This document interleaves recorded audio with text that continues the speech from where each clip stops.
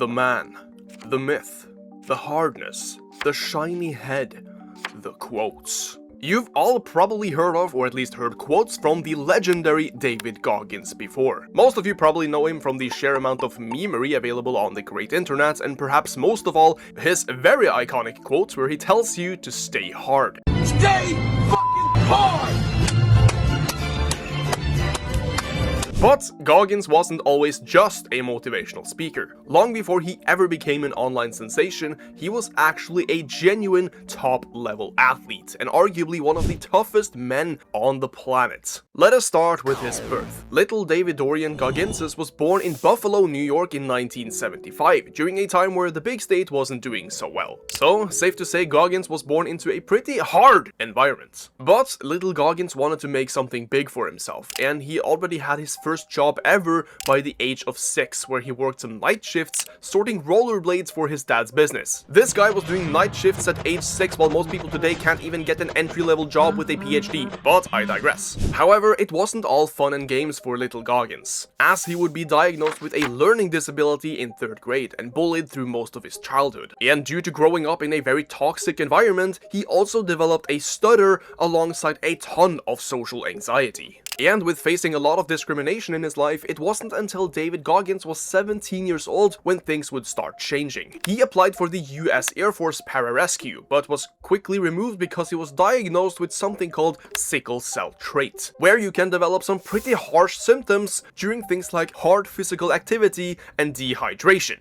Remember this. So instead, Goggins was sent to a different branch where he served for 5 years before working as an exterminator for about a year. However, because of his station and work being less physically demanding, Goggins had been gaining weight, eventually swelling up to 297 pounds or 135 kilos, which put a big stick in his wheels for his next career choice, which was joining the United States Navy. Being too big and frankly out of shape, he wasn't allowed to be anything more than a reserve, and Goggins was told that in order to properly join the US Navy, he would need to weigh 191 pounds, which apparently made this man enter a state of mind which he would never snap out of. Goggins then went on a crazy diet and exercise regime, supposedly eating only 800 calories per day and exercising for hours every single day, at most supposedly burning upwards of 5,000 calories, which shredded his weight like crazy. But because Goggins couldn't just rely on fat loss to lose that much weight, he also went on to burn muscle. So what he did was incorporate incredibly high rep sets between 100 and 500 reps on certain bodyweight exercises like push-ups, sit-ups, and lunges, which burned a lot of calories and also kept him constantly fatigued. Alongside drinking a ton of water because of how much he was sweating, Goggins would start his first day off by running a quarter mile, then walk back because of how difficult it was. So he quickly realized that he had to get comfortable with being uncomfortable, and slowly picked up the pace. And after about 3 months of insane dedication, increasing his tolerance to pain and discomfort every single day, Goggins lost 106 pounds and got accepted into the Navy in record time. And honestly, you could probably make an entire video about how well Goggins ended up doing in the Navy and what type of physical unit he was during that time. But let's just say he put in a lot of work, he graduated the Army Ranger School at the very top of his class, and he raised over $2 million for charity for his friends who died in a helicopter accident. But it was the way he raised this money which made him catch a lot of attention. Goggins was running ultramarathons, meaning insanely long, grueling races under crazy circumstances. For reference, he ran something called the Badwater Ultra 3 separate times, which is a 217 kilometer foot race with a total elevation of near 6,000 meters. Which is around 2/3 of the way up to Mount Everest if you start at ocean level. This race is often insanely difficult because of how crazy the temperatures get in that area, and they often pass 50 degrees Celsius. Mind you, Goggins did this one time and decided that it wasn't so bad and ended up doing it 2 more times on separate occasions. But the most grueling race that he ever did, supposedly, was in 2005, that being his first ever ultramarathon, the San Diego 1 Day. which he only did in order to actually qualify for his first Badwater Marathon. But at 240 pounds, Goggins had never ran an ultramarathon before, and he signed up just 18 hours before race start because he had to run 100 kilometers to qualify. But if you know anything about running, if you go outside right now and try to run a full marathon without practice, you are going to have a very difficult time. Goggins said that this was the worst pain that he had ever been in, because by the end of this race, he had ran 101 miles, which is 162.5 kilometers, or as long as 4 marathons in a row, in 19 hours. And when the medical team examined him at the end, this is what they found. David Goggins had broken almost every metatarsal in his feet. He had stress fractures in both of his legs, he had some nasty shin splits, he was in kidney failure for the last 31 miles, as he had begun urinating blood, and he was on the brink of collapsing. Quoted by Goggins himself, "It was the hardest thing I ever did in my entire life." I'm in the worst shape of my entire life. Ever. I've never even been close to this. Again.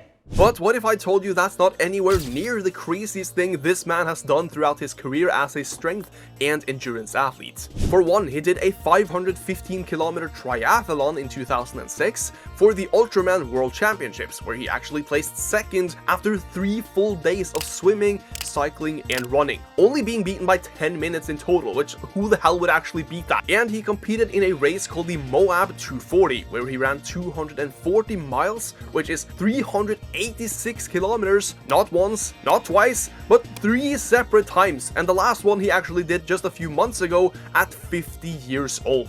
You know, He broke all the bones in his feet. he broke, yeah, he was running 100. I was running this race. It was a 24-hour race as a relay team. I was with 4 friends. And the format of the race is, you know, you run a mile, I run a mile, whatever team runs the most amount of miles wins the race. He had no teammates.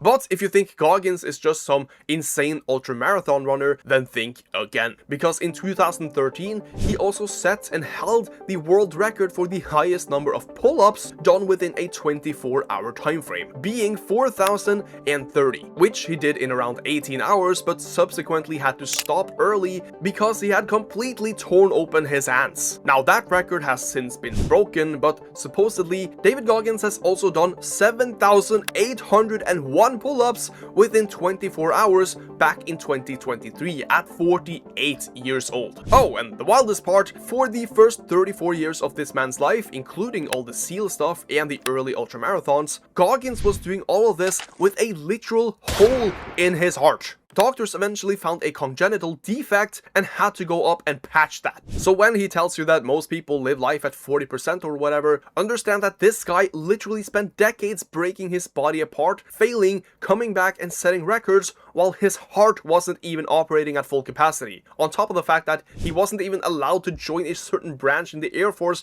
because of his sickle cell trait, which would render him at high risk during hard physical activity and dehydration. Some people are born gifted. You have the great bodybuilders with the greatest genetics for building muscle and in the best possible shape. You have athletes who are incredibly strong and explosive, and you have guys with a brilliant mind who can use that to either help the world or create whatever they desire. But David Goggins just decided that he was going to outsuffer all of them. His genetics weren't insane in any regard other than that he built insane resilience, and enough of it to outperform people who were probably in much better shape than he was, or at least had better genetics. But they just didn't have the mental fortitude. And you will never catch me for saying that hard work can always beat out everything else, but in David Goggins' case, it seemingly did. Now, even after working primarily as a motivational speaker for the last decade or so, telling people his story and screaming at guys to stay hard, Goggins is still doing crazy stuff. Like I mentioned, he just came out of retirement again and recently joined the foot race called the Bigfoot 200, which is 200 miles with a 1,400 meter elevation. And he of course did the Moab 240, coming in 22nd place despite being 50. This man is just an absolute legend, and behind all the memes, and trust me, there is a lot, there is a lot of actual motivation and things that can be learned from this man. Like, no, you don't have to push everything you do to the brink of collapsing, but doing stuff you do not like, if they benefit you, will build more mental resilience, which can be very useful in daily life. Take something simple, say that you don't want to throw away your garbage because the trash can is a 200-meter walk. With some resilience, you will do that regardless. Or think even bigger tasks, like going to the gym even if you don't want to, or eating bland food for your weight loss journey even if you don't want to do it sometimes. Mental resilience is a trainable feature, and one I think many would benefit from regardless of how or what you are doing in your life. But yeah, that is the story of the legendary David Goggins, and if you want more videos like this one, make sure you leave a comment down below and let me know who I should cover next. Thank you all so much for watching, and I'll see you all next time.